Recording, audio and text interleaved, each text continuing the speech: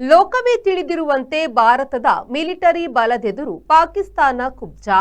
ಇದರ ನಡುವೆ ಸೋಮವಾರ ಪಾಕಿಸ್ತಾನವು ಮತ್ತೊಂದು ಕ್ಷಿಪಣಿ ಪರೀಕ್ಷೆ ನಡೆಸಿದೆ.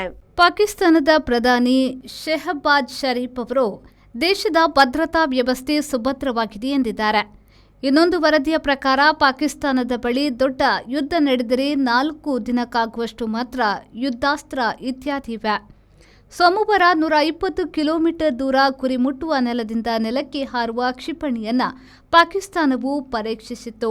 ಇಂಡಸ್ ಪ್ರಯೋಗ ಯೋಜನೆಯಡಿ ಪರೀಕ್ಷೆ ನಡೆಸಿದ್ದಾಗಿ ತಿಳಿದು ಬಂದಿದೆ.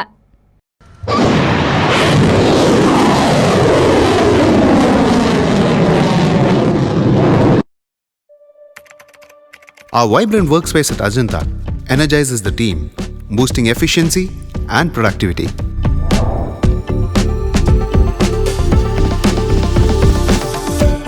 Well-designed modern conference space for important presentations with top-notch amenities, fueling our growth.